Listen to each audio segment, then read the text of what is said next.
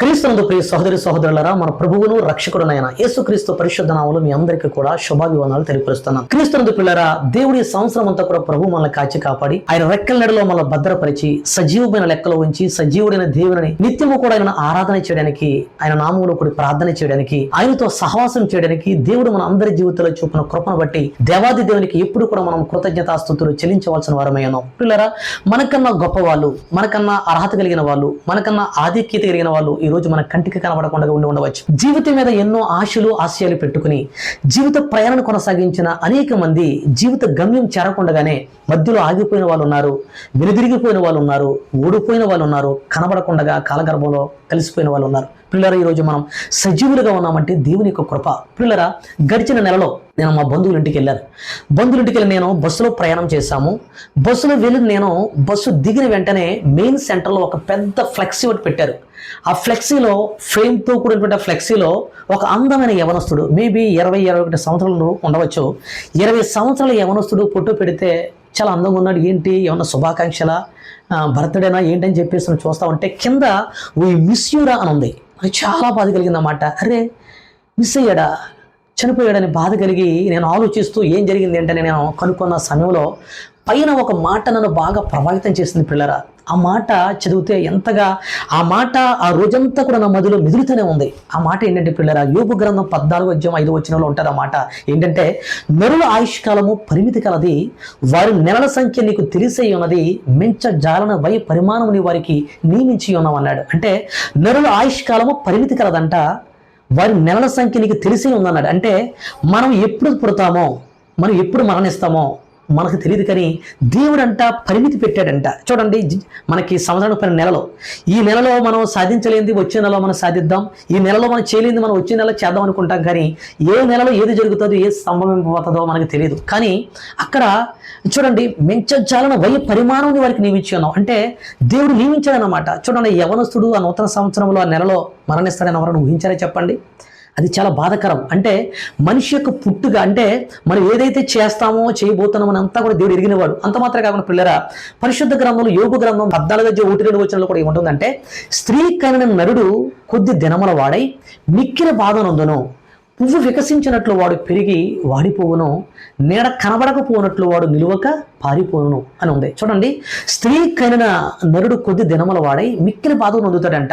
అక్కడ కొద్ది దినముల వాడైన మాట దగ్గర పుట్టినట్లో ఏమని ఉంటుందంటే, యోబు గ్రంథంలో ఆ పుట్టినట్లో కొద్ది దినముల వాడైన చోట కించెద్ ఆయుష్ కలిగిన వాడే ఉంటుంది. కించెద్ ఆయుష్ అంటే ఏంటంటే, దాన్ని 2 భాగాలకు చేస్తే కించెన్ ఆయుష్. కించెన్ అంటే తక్కువ, అంటే కొంచెం అన్నమాట.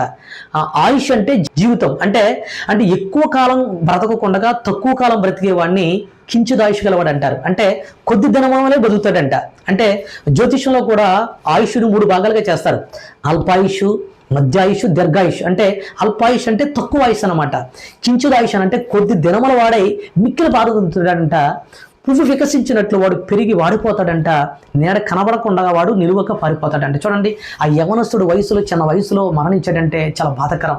చూడండి, నేను ఎందుకు చెప్తానంటే, ఈ ప్రస్తావన ఎందుకు తీసుకొచ్చానంటే పిల్లరా, చూడండి, ఈ సంవత్సరం మనల్ని దేవుడు ఉంచడానికి, సజీవుల లెక్కలో ఉంచడం గల కారణం ఏంటంటే, మనం పరిశీలన చేసినట్లయితే పిల్లరా, ఈ సంవత్సరం మనం ఉంచడానికి ఒక వ్యక్తి కారణమయ్యాడు. ఆయన ఎవరంటే ప్రభు అయిన యేసుక్రీస్తే. పిల్లరా, చూడండి, యోబు జీవితాన్ని మనం చూసినట్లయితే యోబు చాలా యథార్థవంతుడు, న్యాయవంతుడు, భయభక్తులు కలిగి చెడుతనం విసర్జించిన వాడు. ఆ యొక్క భయభక్తులు కలిగినటువంటి యోబుకి అతనికి వచ్చిన శ్రమలు కానీ శోధనలు కానీ ఎందుకు వచ్చాయో అతనికి తెలియదు, కానీ అతను తెర వెనక ఒక కథ నడిచింది. అలాగే మనందరి జీవితంలో ఈరోజు ఈ సంవత్సరం ఉండడానికి మన తెర వెనక ఒక కథ నడిచింది. ఆ కథ ఏంటో ఒక ఉపమాన రూపంలో ప్రభువైన యేసుక్రీస్తు చెప్పడం జరిగింది. ఆ ఉపమానం ఈరోజు మనం ధ్యానం చేయబోతున్నాం. చూడండి పిల్లరా, లూకా సువార్త 13:6 చదువుదాం. ఒక మనుషుని ద్రాక్ష తోటలో అంజూరపు చెట్టు ఒకటి నాటబడి ఉండెను.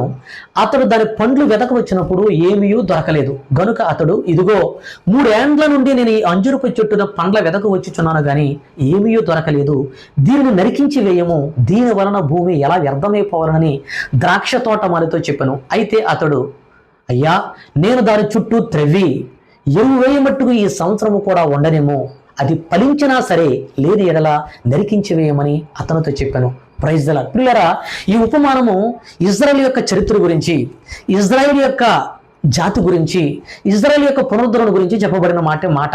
కానీ మనం ఆ కోణంలో కాకుండా మన యొక్క ఆధ్యాత్మిక జీవితానికి మనం దీనిని అన్వయింప చేసుకుంటూ అసలు ఈ సంవత్సరం ఉంచడానికి దేవుడు మనల్ని ఉండనివ్వడానికి గల కారణం ఏంటో అనేది ఈ ఉపమాన రూపంలో చెప్పాడు. కాబట్టి దీన్ని మనం ధ్యానం చేద్దాం. పిల్లరా, ఇక్కడ 3 క్యారెక్టర్లు మనకి కనబడతా ఉంటాయి. ఒక మనుషుని ద్రాక్ష తోటలో అంజూరపు చెట్టు ఒకటి నాటబడి ఉండెను అని మనం చూస్తున్నాం. పిల్లరా, ఒక ద్రాక్ష తోట మాలి, ఒక యజమాని ద్రాక్ష తోటలో అంజూరపు చెట్టు నాటాడంట. అది ఫలించలేనప్పుడు దాన్ని నరికించవేమని ద్రాక్ష తోటమాలితో చెప్పినప్పుడు ఆ ద్రాక్ష తోటమాలి ఏం చేస్తున్నాడంటే, అయ్యా ఈ సంవత్సరము కూడా ఉండనేమో, నేను దాని చుట్టూ త్రవ్వి ఎరువు మట్టుకు వేస్తాను, అది ఫలించినా సరే, లేకపోతే నరికించేమని అక్కడ మనం చూడగలుగుతున్నాం. ఈ సంవత్సరం కూడా ఉండనేమన్నట్టుగా మనం చూడగలుగుతున్నాం. ఇక్కడ ఆ మనుషుడు ఎవరంటే, ఆ యజమాని ఎవరంటే పరమ తండ్రి. రెండవది ఏంటంటే ద్రాక్ష తోట ఏంటంటే సంఘం అనేటువంటి తోట. మూడవది ఏంటంటే అంజూరపు చెట్టు దేనికి గుర్తుగా ఉందంటే నీకు నాకు ఒక క్రైస్తవులకు గుర్తుగా ఉందన్నమాట. అంత మాత్రం కదా పిల్లరా, తోటమాలి ఎవరంటే ప్రభు అయిన యేసుక్రీస్తు. ఇక్కడ ఎప్పుడైతే ఆ తోటమాలి ఆ యజమానుడి దగ్గర అడుగుతా ఉన్నాడు, అయ్యా ఈ సంవత్సరం కూడా ఉండనేమో, ఈ 3 సంవత్సరాలు చూసావు కదా, ఈ సంవత్సరం కూడా నువ్వు ఉండని, ఒకవేళ ఫలించినా సరే, లేకపోతే నువ్వు నరికించివేయమని ఏ విధంగా అడ్డుపడ్డాడో, ఏ విధంగా విజ్ఞాపన చేశాడో, అదే విధంగా పరమ తండ్రి దగ్గర ప్రభు అయిన యేసుక్రీస్తు మన అందరి కొరకు విజ్ఞాపన చేశాడు. పిల్లలు బాగా అర్థం చేసుకోండి.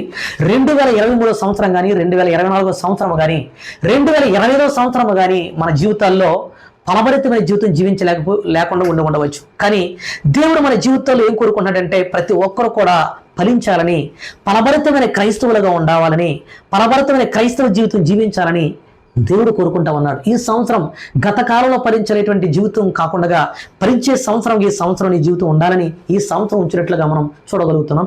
పిల్లల బాగా అర్థం చేసుకోండి. మనకి ఇక్కడ చూసినట్లయితే ఇక్కడ అంజూరపు చెట్టు గురించి కొన్ని మాటలు మనం చెప్పాలి. మొదటిగా చెట్టు అనే మాట పరిశుద్ధ గ్రంథంలో ఎక్కడ కనబడినా కూడా పిల్లరా అది మనిషికి గుర్తుగా, మానవుడికి సాదృశ్యంగా ఉంది.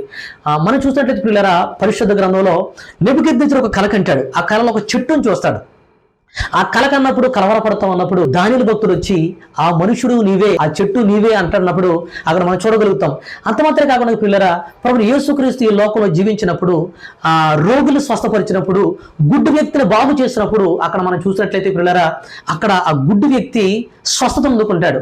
అప్పుడు ఆ గుడ్డి వ్యక్తితో దేవుడు ఏమంటాడంటే, నీకు ఏం కనబడుతుంది అన్నప్పుడు, ఇదిగో నాకు మనుషులు కనబడుతున్నారు, వాళ్ళు కదులుచున్న చెట్టులా ఉన్నారు అంటాడు. అలాగే పరిశుద్ధ గ్రంథంలో మనం చాలా చెట్టు గురించి మనం చూస్తూ ఉంటాం. దుష్టుల ఆలోచన చొప్పున నడువక, పాపుల మార్గమును నిలువక, అపహాసకులు కూర్చుని చోటను కూర్చుండక, యెహోవా ధర్మశాస్త్రం నందు ఆనందించుచు దివారాత్రము దానిని ధ్యానించేవాడు ధన్యుడు.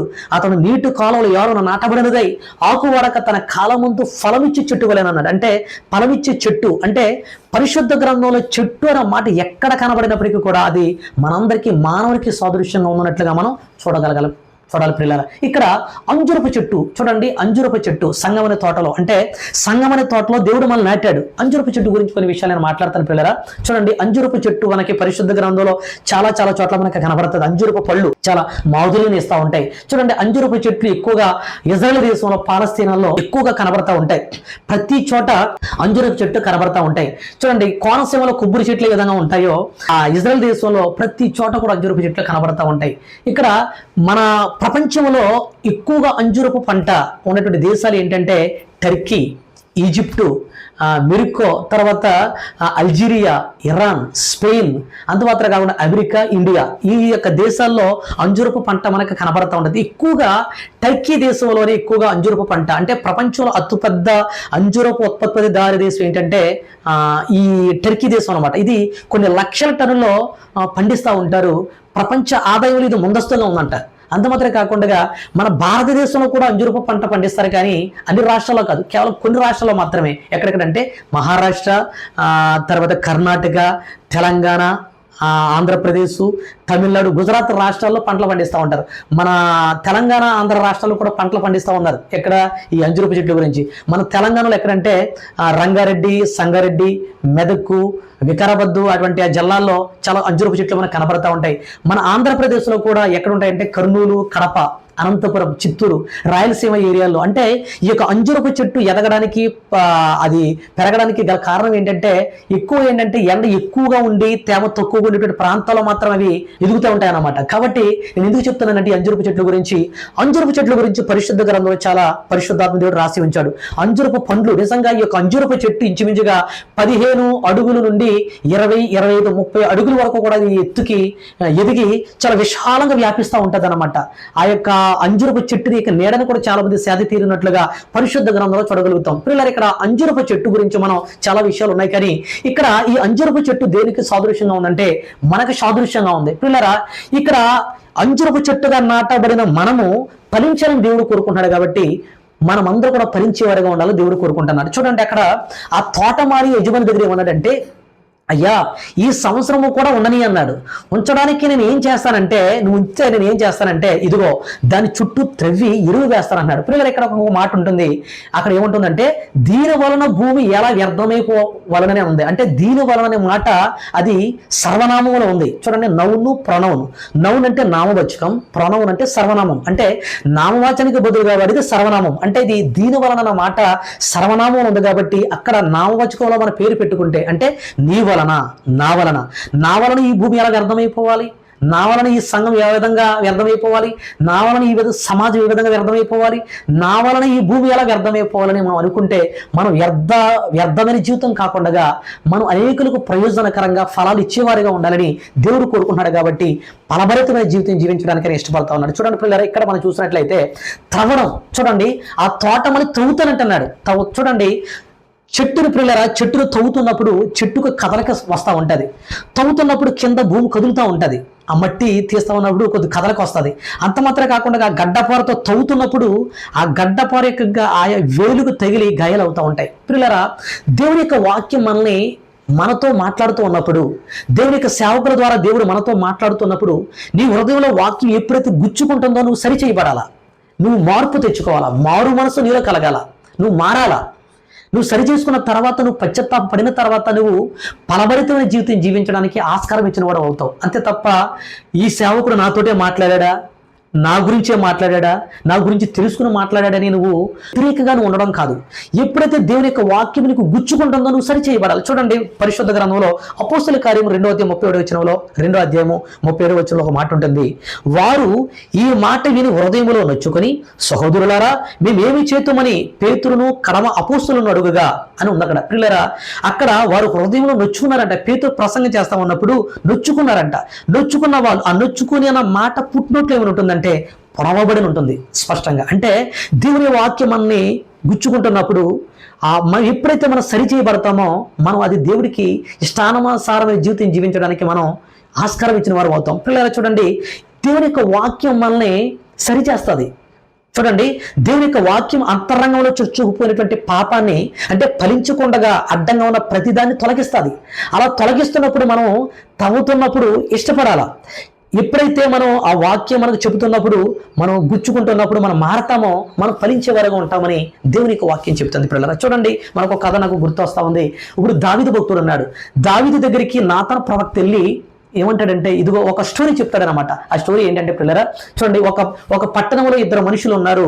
ఒక మనుషుడు దరిద్రుడు, ఒక మనుషుడు ధనవంతుడు. ధనవంతుడు ఉన్నాడు, దరిద్రుడు ఉన్నాడు. ఈ ధనవంతుడికి విస్తారమైన గుడ్లు ఉన్నాయి, చాలా సంపదలు ఉన్నాయి.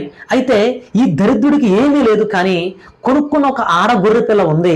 ఆ గొర్రె పిల్లను వాడు పెంచుకుంటూ పెద్ద చేసుకుంటూ ఉంటే ఆ గొర్రె పిల్ల అతనితో పాటు అతని బిడ్డలతో పాటు పెరుగుతూ అతని పెట్టిదంతా తింటూ చక్కగా ఎదుగుతూ ఉంది. ఒక ఆడపిల్ల వాళ్ళ ఇంట్లో ఉంది అని చెప్పేసి ఈ ఉపమానం చెప్తూ ఉన్నప్పుడు వింటా ఉన్నాడు దావీదు భక్తుడు. అయితే జరిగిన సంఘటన ఏంటంటే, దరిద్రుడికి ఒకే ఒక ఆడ గొర్రె పిల్ల ఉంది, ధనవంతుడికి విస్తారమైన గొర్రెలు ఉన్నాయి. ఇలాంటి సమయంలో ఒక మార్గస్థుడు, అంటే ఒక అతిథి వచ్చి ధనవంతుడి దగ్గరికి వచ్చినప్పుడు ఆ ధనవంతుడు ఏం చేస్తాడంటే, అతనికి ఆతిథ్యం ఇవ్వడం కోసం అతని దగ్గర ఉన్నటువంటి గొర్రెలను కాకుండా ఆ పేదవాడి యొక్క దరిద్రుడి యొక్క గొర్రె పిల్లను తీసుకుని వధించి ఆ భోజనం చేసినట్లుగా ఈ విషయం ఎప్పుడైతే దావీదు భక్తుడికి నాతను చెప్తున్నాడో అప్పుడు దావీదుకు కోపం వచ్చి ఆ మనుషుల్ని ఖచ్చితంగా మరణానికి పాత్రుడు, నిజంగా అతను చంపాలి, ఆ గొర్రె పిల్లను తీసుకోవడం ఏంటి అని చెప్పేసి ఆ గొర్రె పిల్లకు ప్రతిగా 4 గొర్రె పిల్లలు అవ్వాలని ఎంతో కోపంతో నాతన ప్రవక్తతో మాట్లాడుతుంటే అప్పుడు నాతన ప్రవక్త ఏమంటాడంటే ఆ మనుషుడు నువ్వే అని అన్నప్పుడు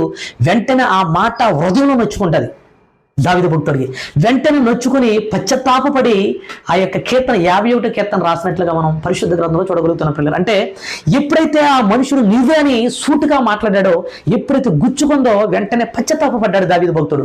కాబట్టి అతను మరలా పశ్చాత్తాపడి హృదయం శుద్ధి చేసుకుని మరలా దేవునితో సేవించినట్లుగా పరిశుద్ధ గ్రంథంలో చూడగలుగుతున్నాం. పిల్లరా, దేవుని యొక్క వాక్యం మనతో మాట్లాడుతున్నప్పుడు మన జీవితాన్ని సరి చేసుకోవాలి, సరిదిద్దుకోవాలి. దేవుడు నాతో మాట్లాడుతున్నాడని మనం ఎప్పుడైతే మన క్రమమైన జీవితం జీవిస్తామో, ఆ వాక్యానికి లోబడతామో మనం పరిచయవరిగా ఉంటామని దేవుని యొక్క వాక్యం చెప్తుంది. ఇక్కడ ఏమంటున్నాడంటే త్రవ్వి ఎరువు వేయమెట్టుకు కూడా అంటున్నాడు. అంటే ఒక చెట్టు ఎదగాలంటే ఎరువు ఖచ్చితంగా వేయాలి. చూడండి, ఆ అంజూరపు చెట్లు బాగా ఫలించాలంటే ఆ ఫలస్తీన దేశంలో ప్రతి చోట కూడా ఎరువు వేస్తూ ఉంటారు. ఎరువు వేసే విధానంలో 2 రకాలు మనకు తెలుసు. అంటే ఆ అంజూరపు చెట్టు బాగా పెరగాలన్నా, ఫలాధారణ కావాలన్నా, ఫలాలు బాగా ఇంకా మధురంగా ఫలాలు తీయగా ఉండాలన్నా, ఫలించాలంటే ఎరువు ఖచ్చితంగా వేయాలి. ఎరువుల్లో 2 రకాలు అనమాట తెలుసు మనకి.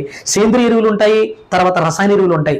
మన కొన్ని ఏరియాల్లో సేంద్రియ ఎరువు ఎక్కువ వేస్తూ ఉంటారు. ఇక్కడ ఈ ఎరువులు అనేది ఏంటంటే దేనికి మనకు సాదృశ్యంగా ఉన్నట్టు పిల్లరా, చూడండి, ఎరువు అంటే ఏంటంటే మన జీవితంలో ఎరువు అంటే దేవుడి సన్నిధిలో గడుపుతున్న మనం, అంటే నియమాకు కుడికలకు వెళ్ళడం, అంత మాత్రం కాకుండా ఒక ప్రత్యేక ప్రార్థనకి వెళ్ళడం, ఆ తర్వాత మనకి చాలా మంది కొన్ని మనకి ఆదివారం ఆరాధన కార్యక్రమం మాత్రమే కాకుండా ఆ వారంలో చాలా నియమకు కుడికలు, స్త్రీల కుడికలు, ఉపవాస కుడికలు, విజ్ఞాపన కుడికలు, ఆ తర్వాత ఇంకా ప్రత్యేకమైన ప్రార్థనలు, బైబిల్ క్లాసులు జరుగుతూ ఉంటాయి. ఇవన్నీ కూడా వీటిలో మనం హాజరవుతూ ఉన్నప్పుడు మనం ఏమవుతామంటే మనం బలవంతులుగా తయారవుతాం. అంటే మనం ఎదిగేవారంగా ఉంటాం. అంటే సంఘం అనే తోటలో నాటబడిన మనము ఈ ఎరువును మనం ఎప్పుడైతే మనం ఆస్వాదిస్తూ ఉంటామో, ఈ వాక్యం వింటూ ఉంటామో, వీటి ద్వారా మనం బలం పొందుతూ ఉంటాం. కాబట్టి ఎదిగేవారుగా ఉంటామని దేవుని యొక్క వాక్యం చెప్తుంది. కాబట్టి మన పిల్లరా, మనం అందరము కూడా ఈ సంవత్సరం ఒక ఫలభరితమైన జీవితం జీవించాలని, ఫలమిచ్చే చెట్టుగానే ఉండాలని, మనం అధికముగా ఫలించాలని దేవుడు కోరుకుంటా ఉన్నాడు. కాబట్టి ఈ సంవత్సరం దేవుడు మనం ఉంచడానికి కారణం అధికముగా ఫలించాలని దేవుడు కోరుకుంటా ఉన్నాడు. పిల్లలారా, చూడండి, ఇంతకీ మన నుండి దేవుడు ఏ ఫలాలు ఆశిస్తున్నాడు, దేవుడి నుండి మన నుండి ఏ ఫలాలు కోరుకుంటా ఉన్నాడో నేను కొన్ని మాటలు చెప్తాను. పిల్లలారా, మనం ఈ సంవత్సరం ఫలించాలి. మన నుండి ఏ ఫలాలు ఉండాలో నేను పరిశుద్ధ గ్రంథంలో చూడగలుగుతున్నాం. పిల్లరా, మనం ఫలించవలసిన ఫలాలు ఏంటంటే మొట్టమొదటిగా ఉండగా గలతీయులకు రాసిన పత్రిక 5:22 చూసినట్లయితే ఆత్మఫలం ఏమనగా ప్రేమ, సంతోషము, సమాధానము, దీర్ఘశాంతము, దయాలత్వము, మంచితనము, విశ్వాసము, సాత్వికము, ఆశ నిగ్రహం అనేటువంటి ఫలాలు ఫలించాలి. పిల్లరా, చూడండి, ఫలాలు మొట్టమొదటిగా ఆత్మఫలం. అంటే ఆత్మఫలం అనేది ఒకటే. ఫలాలు అంటే దీంట్లో ఉదాహరణకి ఒక ద్రాక్ష ఫలాలు అంటే ద్రాక్ష ఫలం అంటాం మనం. అంటే ఆ గుత్తులో చాలా ఫలాలు ఉంటాయి, కానీ గుత్తు ఒకటే. అంటే ఈ ఆత్మఫలములు ఇవన్నీ ఉంటాయి అన్నమాట. కాబట్టి ఇవన్నీ కూడా మనం అంటే ప్రేమ, సంతోషము, సమాధానము, దీర్ఘశాంతము, దయాలత్వము, మంచితనము, సాత్వికము, విశ్వాసము, ఆశ నిగ్రహము కలిగి మనం జీవించాలని ఈ ఫలాలు ఇవ్వాలని దేవుడు కోరుకుంటున్నాడు. అంత మాత్రం కాదు పిల్లరా, మనము ఏ ఫలం ఇవ్వాలంటే మారు మనసుకు తగిన ఫలం ఇవ్వాలంట. మత్తయి సువార్త 3:8. మత్తయి సువార్త 3:8 మారు మనసుకు తగిన ఫలం అంటే మారు మనసు ఫలం అన్నమాట. చూడండి, చాలా మంది మారారు అంటారు, కానీ క్రైస్తవులలో దేవుడి సన్నిధికి వస్తున్నటువంటి, దేవుడి మందిరికి వస్తున్న విశ్వాసుల జీవితంలో కూడా చాలా మంది మార్పు లేని వారిగా మనకు కనబడతా ఉంటారు. పిల్లరా, నాకు చాలా బాధ కలుగుతూ ఉంటారు. దేవుడి మందిరికి వెళ్తుంటారు, కానీ చాలా మంది కొన్ని విషయాల్లో మారరు. కొన్ని అన్య ఆచారాలు పాటిస్తూ ఉంటారు. చూడండి, ఎదురు చూడటం మానరు, తర్వాత అంతా మంచి రోజులు చూడటం, గడియలు ముహూర్తాలు చూడటం మానరు, పువ్వులు కట్టించుకోవడం మానరు, సోది చెప్పించుకోవడం మానరు, జాతకాలు చూడటం మానరు, తర్వాత తీర్థాలకు వెళ్ళటం మానరు, తీర్థాలు కొనుక్కోవడం మానరు, పండగల సందర్భంగా పిండ్లొంట్లు చేసుకోవడం మానరు, దీపావళి రోజున మతాలు వెలిగించుకోవడం మానరు, వాస్తులు చూడటం మానరు. ఇలా ఈ విధంగా చాలా చనిపోయిన వారి ఫోటోలు దండలు పెడతాం. కొన్ని విషయాల్లో చాలా మనకు కనబడతా ఉంటాయి లిస్ట్ అంతా. సినిమాలు చూడటం మానరు, సీరియల్ చూడటం మానరు, జబర్దస్తులు చూడటం మానరు, సినిమా పాటలు పాడటం అన్నీ కూడా ప్రతిదీ కూడా ఇవన్నీ కూడా అన్ని ఆచారాలు. అది కాకుండా రాయికిరి కట్టించుకోవడం, రక్షరీలు కట్టించుకోవడం, పెళ్లి సమయాల్లో మన కుల ప్రస్తావనలు తేవడం, ఓట్ల ఎలక్షన్లో డబ్బులు ఇవన్నీ కూడా నేను ఎందుకు చెప్తున్నానంటే ఇవన్నీ కూడా అన్యులు ఏ విధంగా కొన్ని విధంగా పాటిస్తూ ఉంటారో క్రైస్తవులో కూడా మార్పు లేని జీవితం మనకు కనబడుతూ ఉంటుంది, కానీ మందిరానికి వస్తూ ఉంటారు. కానీ ఇక్కడ వాక్యం చెప్తుంది మారు మనసుకు తగిన ఫలం. అంటే చూడండి పిల్లరా, మారు మనసుకు తగిన ఫలం అంటే ఏంటంటే తప్పును గ్రహించి హృదయపూర్వకంగా మనసు మారి ఆ మార్పుకు అనుకూలముగా జీవితాన్ని సరిదిద్దుకునేటువంటి వ్యక్తి, ఆ వ్యక్తికి లభించేటువంటి న్యాయపరమైనటువంటి ఫలితమే మారు మనసుకు తగిన ఫలం. పిల్లలు బాగా అర్థం చేసుకోండి. ఎప్పుడైతే ఒక వ్యక్తి పాప మార్గాన్ని విడిచి హృదయపూర్వకంగా మనసు మారి దేవుని చిత్తానుసారంగా, ఆయనకి ఇష్టానుసారంగా జీవించినప్పుడు ఆ మార్పుకు సాక్ష్యంగా కనిపించేటువంటి ఆచరణాత్మక జీవన ఫలితమే మారు మనసుకు తగిన ఫలం. అంటే స్పష్టంగా చెప్పాలంటే ఏంటంటే మనసు మారినట్టు చెప్పడం కాదు, కానీ ఆ మార్పు జీవనంలో కనిపించేటువంటి నీతి కానీ, నిజాయితీ కానీ, విధేయత సద్గుణాల రూపంలో ఫలించడమే మారు మనసు తగిన ఫలం. అంటే మారు మనసు కలిగిన వాడు ఖచ్చితంగా ఏం చేస్తాడంటే మార్పును చూపిస్తాడు, ఆ క్రియల ద్వారా చూపిస్తాడు అనమాట. చూడండి, పరిశుద్ధ గ్రంథంలో చాలా మంది ఆ మారు మనసు తగిన ఫలాలు మనకు కనబడతా ఉంటాయి. జక్కయ్య ఉన్నాడు, అతను చాలా అన్యాయస్తుడు, అక్రమాలు చేశాడు, దౌర్జన్యాలు, దోపిడీలు, లంచగొడితనాలు చేశాడు. అంటే ప్రజల దగ్గర పన్నులు వసూలు చేసేవాడు అనమాట. ఎప్పుడైతే మార్పు పొందాడో, మారు మనసు పొందాడో, ఎప్పుడైతే అతనిలో క్రియారూపంగా జరుగుతున్నది ఏంటంటే, నేను ఎంతైతే మోసం చేసి తీసుకున్నానో అంతకన్నా 4 రెట్లు తిరిగిస్తానన్నాడు. ఇది మాటల్లో కాదు కానీ జీవితంలో చూపించినటువంటి మాదిరి. ఇది మారు మనసు తగిన ఫలం. నినవే ప్రజలు ఉన్నారు పిల్లరా, వాళ్ళు చాలా దుర్మార్గంగా, దుష్టత్వంగా జీవించారు. కానీ మారు మనసు ఎప్పుడైతే వాళ్ళు కలిగిందో, ఉపవాసం ఉండి విధేయతలు కలిగి ఆ చెడు మార్గం నుండి వారు తిరిగినప్పుడు వారి జీవిత మార్పు మారిపోయింది. కాబట్టి దేవుడు వారి మీదకి రప్పించవలసిన తీర్పు అంతా కూడా ఆపేశాడు. ఇది మారు మనసు తగిన ఫలం. పౌలు భక్తుడు ఉన్నాడు, చాలా దుర్మార్గంగా, చాలా క్రైస్తవం హింసిస్తూ దుర్మార్గంగా ప్రవర్తించిన వ్యక్తి ఎప్పుడైతే మారు మనసు పొందాడో స్వార్థ ప్రచారం చేయడం ప్రారంభించాడు, త్యాగ జీవితం జీవించాడు. అతని జీవితం పూర్తిగా మారిపోయింది. ఫలం ఏంటంటే అనేక సంఘాలు కట్టి అనేకులకు మాదిరికరంగా జీవించాడు. పిల్లరా, ఇది మారు మనసు తగిన ఫలం. అంటే మనందరి జీవితాల్లో మనం అందరం కూడా ఎలా ఉండాలంటే పిల్లరా, మారు మనసు తగినటువంటి జీవితం జీవించాలని కోరుకుంటారు. ఇది మారు మనసు తగిన ఫలం. మూడవది ఏంటంటే పిల్లరా, వెలుగు ఫలం. వెలుగు, ఎఫెసీయులకు రాసిన పత్రిక 5వ అధ్యాయము 9వ వచనం. వెలుగు ఫలం. వెలుగు ఫలం అంటే ఏంటంటే క్రీస్తు వెలుగులో నడిచినప్పుడు మన జీవితం నుంచి సహజంగా బయలుపడేటువంటి నీతి కానీ, సత్యము కానీ, మేలైన ప్రవర్తనే వెలుగు ఫలం. అందుకనే వెలుగు ఫలంలో 3 భాగాలు ఉంటాయి. చూడండి, ఏముంది? వెలుగు ఫలము సమస్త విధములైన మంచితనము, నీతి, సత్యమును వాటిలో కనబడుచున్నవి గనుక ప్రభువుకేది ప్రీతికరమైనదో దానిని పరీక్షించుచు వెలుగు సంబంధుల వలె నడుచుకున్నది. అంటే వెలుగు ఫలములోని ప్రధానాంశాలు అన్నమాట మేలు, నీతి, సత్యం. అంటే యేసుక్రీస్తులో నడిచే వారికి వచ్చేటువంటి మంచి ఆచరణలు అన్నమాట, సద్గుణాలు, తర్వాత మంచి లక్షణాలు అనమాట. వాటి ప్రకారంగా జీవించడం వల్ల ఆ వ్యక్తి జీవిస్తూ ఉంటాడు. ఆ ఫలమే వెలుగు ఫలము. అంటే వెలుగు ఫలం అంటే వెలుగులో నడిచేటువంటి జీవితం నుండి ఉద్భవించేటువంటి నీతి, వెలుగు, సత్యం అన్నమాట. అంటే చీకటిలో ఉన్న వ్యక్తి ఆ జీవితం అంతా కూడా పాపంతో నిండిపోయింది. ఎప్పుడైతే వెలుగులో నడుస్తున్నాడో ఒక మార్పు వచ్చిన వ్యక్తిగా కనబడతాడు. కాబట్టి ఆ మార్పు ఫలముగా మేలైన క్రియల ద్వారా బయలుపరచబడుతుంది. కాబట్టి వెలుగు ఫలం అంటే ఈ ఫలం ఇవ్వాలని దేవుడు కోరుకుంటా ఉన్నాడు. ఇకపోతే నీతి ఫలం. పిల్లరా చూడండి, 4వది ఏంటంటే నీతి ఫలం. ఆమోసు 6వ అధ్యాయం 11వ వచనం. అక్కడ ఏముంటుందంటే, న్యాయమును ఘోరమైన అన్యాయముగాను, నీతి ఫలమును ఘోర దుర్మార్గముగాను మార్చితిరి. ఇది నీతి ఫలం. పిల్లరా, నీతి ఫలము కలిగి జీవించాలి. మనం ఫలించాలవలసిన మరొక ఫలం ఏంటంటే నీతి ఫలం. నీతి ఫలం ఏంటంటే ఆమోసు గ్రంథం 6:13లో చూడండి, దేవుడు యేసుక్రీస్తు ద్వారా మనకిచ్చిన నీతిని విశ్వాసముతో స్వీకరించి ఆ యొక్క నీతితో మనం నడిచినప్పుడు మన జీవితం ద్వారా బయలుపడేటువంటి శాంతి కానీ, న్యాయము కానీ, ఆ విధేయత కానీ, మనం దేవునికి ఇష్టమైన క్రియలు చేస్తూ ఉంటాం కదా, ఆ క్రియలే నీతి ఫలం. అంటే నీతి అంటే ఏంటంటే దేవునితో నీవు కలిగి ఉన్నటువంటి సరైన స్థితి అనమాట. అంటే నీచమైన కార్యాలు విడిచిపెట్టడమే నీతి. అంటే నీతివంతమైన జీవితం వచ్చేటువంటి ఫలితాలు చాలా ఉన్నాయి. అంటే నీతివంతమైన జీవితం వల్ల కలిగేటటువంటి ఆత్మీయ స్థితియే, ఆత్మీయ ఫలితమే నీతి ఫలం. చూడండి, నీతివంతమైన జీవితం వల్ల వచ్చేటువంటి ఆశీర్వాదాలు చాలా ఉన్నాయి. పరిశుద్ధ గ్రంథంలో ఆ రీతిగా జీవించిన వాళ్ళు చాలా ఉన్నారు. చూడండి, మనకి నోవాహు మనకు కనబడతా ఉంటాడు. నోవాహు దేవుడి దృష్టిలో నీతిమంతుడిగా బ్రతికాడు. చెడు నిండిన కాలంలో విధేయత కలిగి జీవించాడు. కాబట్టి అక్కడ మనకి ఏం కనబడుతుందంటే ఫలం ఏంటంటే అతని కుటుంబం కూడా రక్షించబడినట్లుగా మనం ఆదికాండంలో మనం చూడగలుగుతున్నాం. అంతమాత్రమే కావాలి పిల్లరా, అబ్రహాము కూడా దేవుని మాటను నమ్మి విధేయుడిగా జీవించాడు. ఫలం ఏంటంటే అతని యొక్క విశ్వాసం నీతిగా ఎంచబడింది. కాబట్టి అనేకులకు అతను ఆశీర్వాదకరంగా, అనేకులకు దీవెనకరంగా ఉన్నట్లుగా మనం చూడగలుగుతున్నాం. అంతమాత్రమే కాకుండా యోబు కూడా యథార్థవంతుడు, నిష్కల్మషుడు, నీతిమంతుడు. ఫలం ఏంటంటే అలా జీవించినందుకు 2 ఫలము ఆశీర్వాదాన్ని పొందుకున్నాడు, 2 దీవెన పొందుకున్నాడు. దానిని కూడా భక్తుడు రాజ్యసభలో నీతిగా బ్రతికాడు. ప్రార్థన విడిచిపెట్టలేదు, భక్తి చేశాడు కాబట్టి అతను గొప్ప స్థాయిలో అతన్ని పెట్టాడు. అంతమాత్రం కాకుండా యోసేపు కూడా మనం చూసినట్లయితే పాపానికి ఒప్పుకోలేదు, అతని కష్టాల్లో కూడా నీతిగా బ్రతికాడు, పరిశుద్ధత కలిగి జీవించాడు కాబట్టి అతను దేవుని అతను హెచ్చించేటట్లుగా మనం చూడగలుగుతున్నాం. అలాగే మన జీవితాల్లో నీతి కలిగి మనం జీవించి ఆ ఫలాలు చూపిస్తున్నప్పుడు అనేకులు దీవెనకరంగా ఆశీర్వదకరంగా ఉంటారని దేవుని యొక్క వాక్యం చెప్తుంది. ఇది నీతి ఫలం. 5వ ఫలం ఏంటంటే యెహెజ్కేలు గ్రంథం 9వ అధ్యాయం 10వ వచనం.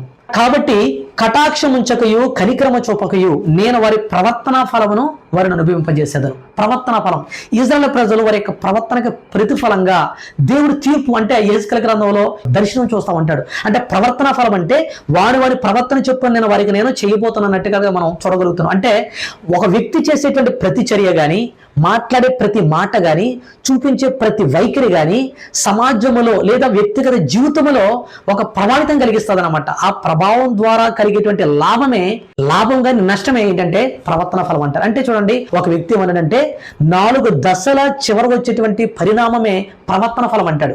ఆ 4 దశలు ఏంటంటే మొట్టమొదటిగా ఉద్దేశం, చర్య, ప్రతిస్పందన, పరిణామం. అంటే యాక్షన్ మొట్టమొదటిగా ఏంటంటే ఇంటెన్షన్, ఉద్దేశం అనమాట. తర్వాత యాక్షన్, తర్వాత రియాక్షన్, ఆ తర్వాత అవుట్కమ్ అనమాట. అంటే ఉద్దేశం, ఇంటెన్షన్ అంటే మనసులో మనకు ఒక ఆలోచన కలుగుతుంది, దాన్ని మనం ఏ విధంగా చేస్తాం, ఆ యాక్షన్ రూపంలో ఆ ఆలోచనకు అనుగుణంగా మనం ఒక పని చేస్తాం. అంతమాత్రం కాకుండా ఏంటంటే దానికి రియాక్షన్ అంటే ఇతరులు ఇచ్చేటువంటి స్పందన అనమాట.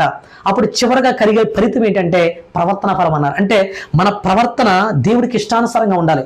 ఒక వ్యక్తి యొక్క ప్రవర్తన దేవుడికి ఇష్టమైనప్పుడు, ఒక ప్రవర్తన యెహోవాకు ప్రీతికరమగినప్పుడు ఆయన శత్రువు సహా మిత్రుగా చేస్తానన్నాడు. కాబట్టి మన ప్రవర్తన ఫలం ఎలా ఉండాలంటే దేవుడికి ఇష్టానుసారంగా ఉండాలని, మనము మంచి ప్రవర్తన కలిగి జీవించాలని దేవుడు కోరుకుంటా ఉన్నాడు పిల్లరా. ఇకపోతే మనం చూసినట్లయితే మంచి ఫలము కూడా మనకి కనబడతా ఉంటుంది. మత్తయి సువార్త 3వ అధ్యాయం 10వ వచనంలో చూసినట్లయితే పిల్లరా చూడండి, మత్తయి సువార్త 3వ అధ్యాయం 10వ వచనంలో, ఇప్పుడే గొడ్డలి చెట్ల వేరున ఉంచబడి ఉన్నది గనుక మంచి ఫలము ఫలించిన ప్రతి చెట్టు కూడా నరకబడి అగ్నిలో వేయబడని అన్నాడు. చూడండి, నువ్వు మంచి ఫలాలు ఫలిస్తే నువ్వు నరకబడకుండా ఉంటావు.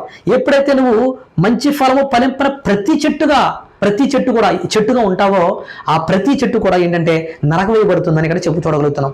ఇప్పుడే గొడ్డల చెట్ల వేరున ఉంచబడి ఉన్నది గనుక మంచి ఫలము ఫలించిన ప్రతి చెట్టు నరకబడి అగ్నిలో వేయబడిన. అంటే మనము మంచి ఫలం ఇచ్చేవారిగా ఉండాలని ఇక్కడ వాక్యం చెప్తుంది. ఇకపోతే పిల్లరా 7వ మనం చూద్దాం. జిహ్వా ఫలము, హెబ్రీయులకు రాసిన పత్రిక 13వ అధ్యాయం 15వ వచనంలో, హెబ్రీయులకు రాసిన పత్రిక 13వ అధ్యాయం 15వ వచనంలో, కాబట్టి ఆయన ద్వారా మనం దేవునికి ఎల్లప్పుడూ స్తుతియాగము చేయడము అనగా ఆయన నామమును ఒప్పుకొనుచు జిహ్వా ఫలము అర్పించుదము. పిల్లలు ఇక్కడ చూడండి, జిహ్వా ఫలం అంటే ఏంటంటే పిల్లరా చూడండి, జిహ్వ అంటే నాలుక. అంటే మనిషి నాలుకతో పరిగే మాటల వల్ల కలిగే ఫలితమే, అంటే అది మంచినే చెడైనా అది జిహ్వా ఫలం. అంటే జిహ్వా ఫలం అంటే ఏంటంటే 4 వలగాల కలిగే ఫలితం, అంటే మన మాటల ద్వారా వచ్చే ప్రభావం లేదా పరిణామం అన్నమాట. చూడండి, ఇక్కడ మన నోట్ అంటే ఎప్పుడు కూడా మంచి మాటలు రావాలి. కీర్తన గ్రంథం 35వ అధ్యాయం 28వ వచనంలో ఒక మాట ఉన్నది పిల్లరా, ఏంటంటే నా నాలుక నీ నీతిని గూర్చియు నీ కీర్తిని గూర్చి దినమెల్లా సల్లాపములు చేయను అని ఉంది. సామెతల గ్రంథం 18:21లో మాట ఉంటుంది, జీవ మరణములు నాలుక వశము, దాని యందు ప్రీతిపడువారు దాని ఫలము తిందురని ఉంటుంది.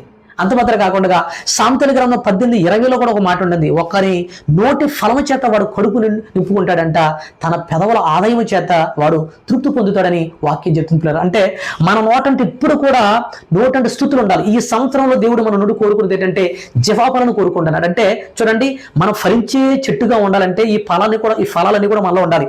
ఆత్మఫలం ఉండాలి, మారు మనసు దిగిన ఫలం ఉండాలి, వెలుగు ఫలం ఉండాలి, నీతి ఫలం ఉండాలి, ప్రవర్తన ఫలం ఉండాలి, మంచి ఫలం ఉండాలి, చివరగా జిహ్వా ఫలం. అంటే ఈ సంవత్సరంలో దేవుడి నుండి ఎక్కువగా కోరుకునేది ఏంటంటే జిహ్వా ఫలం. నీ నోటంటే ఎప్పుడు కూడా స్తుతులు ఉండాలి, స్తోత్రాలు ఉండాలి. చూడండి పిల్లరా, మన వ్యక్తిగత జీవితంలో ఆధ్యాత్మిక ఎదగాలంటే, మన దినదినము ఎదగాలంటే, మన విశ్వాసం వృద్ధి చెందాలంటే ఎప్పుడు కూడా దేవాది దేవునికి కృతజ్ఞతాస్తుతులు చెల్లించాలి. మన నోటంటే ఎప్పుడు కూడా మన స్తుతి చెల్లిస్తూ ఉన్నప్పుడు దేవుడు మనల్ని తన శక్తితో బలంతో నింపుతాడు. కాబట్టి మనందరి జీవితాల్లో కూడా మనం ఈ జిహ్వా ఫలం నడిపించాలని, దేవుని ఎప్పుడు కూడా స్తుతించాలని, నీకు ఏ పరిస్థితి చెప్పినప్పటికీ కూడా అది నీకు అనుకూల సమయమైనా ప్రతికూల పరిస్థితి అయినా ఎటువంటి పరిస్థితుల్లో కూడా దేవాది దేవునికి కృతజ్ఞతాస్తుతులు చెల్లించేవారుగా దేవుడిని నువ్వు కీర్తించేవారుగా ఉండాలని దేవుడు కోరుకుంటా ఉన్నాడు. జీవా ఫలాలు ఇవ్వాలని కోరుకుంటున్నాడు. కాబట్టి ఈ ఫలాలన్నీ కూడా ఇవ్వాలని ఈ సంవత్సరం వాళ్ళందరినీ కూడా ఉంచాడు. కాబట్టి అటువంటి ఫలభరితమైన జీవితం జీవిద్దాం. దేవుడు మనం ఆనందిస్తాడు. కాబట్టి ఎప్పుడైతే మనం ఫలాలు ఇస్తామో దేవుడు ఆనందించడం మాత్రమే కాకుండా అనేకులకు మనం దీవెనకరంగా ఆశీర్వదకరంగా మారుస్తాడని దేవుని యొక్క వాక్యం చెప్తుంది. కాబట్టి మనమందరూ కూడా అటువంటి ఫలభరితమైన జీవితం జీవించేవారుగా అటువంటి ఫలమిచ్చే చెట్లలాగా మనం ఉండడానికి, అనేకులకు దీవెనకరంగా ఉండడానికి దేవుడే మనం నడిపించినట్లుగా, అటు రీతిగా దేవుడు మనం నడిపించినట్లుగా మనం అందరూ కూడా ప్రార్థన చేసుకుందాం. దేవుడి మాటలు మన అందరి హృదయాల్లో ఫలింపచేసి దీవించి నడిపించునుగాక. ఆమేన్. ప్రార్థన చేసుకుందాం పిల్లరా. ప్రార్థన. పరిశుద్ధుడైన మా తండ్రి, నమ్మదగిన మా ప్రభువా, మీ స్తోత్రాలు. ఆశ్చర్యకరుడా, ఆలోచనకర్త, మీ స్తోత్రాలు. ఇదిగో ప్రభువా, నా ప్రభువా, నువ్వు చెప్పబడినటువంటి చెప్పిన ఉపమానం ప్రభువా, ఒక మనిషిని ద్రాక్ష తోటలో అంజూరపు చెట్టు ఒకటి నాటబడి ఉండను. అతడు దాని పండ్లు వెతకొచ్చినప్పుడు అయ్యా ఏమీ దొరకలేదని, ఇదిగో 3 సంవత్సరాల నుండి ఈ అంజూరపు చెట్టు నేను పండ్లకు వెదగొచ్చుచున్నాను కానీ ఏమీ దొరకలేదని, ఇదిగో ప్రభా దీన్ని నరికించి వేయమని, ఈ భూమి ఎలా వ్యర్థమైపోవాలని ద్రాక్ష తోట వాళ్ళతో చెప్పినప్పుడు ప్రభా, ఆ వ్యక్తి ఏ విధంగా తండ్రి ఇదిగో ప్రభా ఏ విధంగా అడ్డుపడ్డాడో, ఈ సంవత్సరం కూడా ఉండలేము, తవ్వి నేను ఎరువు వేస్తాను, అది ఫలించినా సరే లేకపోతే నరికించి వేయమని అయ్యా చెప్పినట్లుగా మా జీవితంలో కూడా ప్రభువా ఈ సంవత్సరం ఉండడానికి దేవా ఇదిగో తండ్రి ఆ ప్రార్థనకు ప్రతిఫలంగా మమ్మల్ని ఉంచావు తండ్రి, స్తోత్రాలు. ఈ సంవత్సరం మేము ఫలించాలని కోరుకుంటున్న దేవుడు తండ్రి, స్తోత్రాలు. అటువంటి ఫలభరితమైన మాకు జీవితం దయచేయి తండ్రి. మేము ఏ ఫలాలైతే నువ్వు కోరుకుంటున్నావో ఈ ఫలాలన్నీ కూడా ప్రభువా మా యాప్ర ఇదిగో తండ్రి ఆత్మఫలము, మారు మనసు తగిన ఫలము, మంచి ఫలము అయ్యా ప్రభా ఇదిగో తండ్రి దేవ నీతి ఫలము, వెలుగు ఫలము అయ్యా ప్రభు తండ్రి జహా ఫలము, ప్రవర్తన ఫలము, ఈ ఫలాలన్నీ కూడా మా హృదయాలలో ప్రభువా మా జీవితంలో మేము ఫలించడానికి కృపను దయచేయండి. దుష్టుడి క్రియలు లయపరచండి. ఇంతవరకు మాతో మాట్లాడినందుకు మీకు కృతజ్ఞతాస్తుతులు, స్తోత్రాలు. విత్తబడిన వాక్యం అందరి హృదయాలు మీరు ఫలింపచే ప్రభువా, వాక్యానుసారంగా జీవించే కృపను దయచే ప్రభువా, బలపరిచి మీ నామానికి మహిమ తెచ్చుకోమని, మీ కృపను విస్తరింపచేయమని యేసుక్రీస్తు పరిశుద్ధ నామమున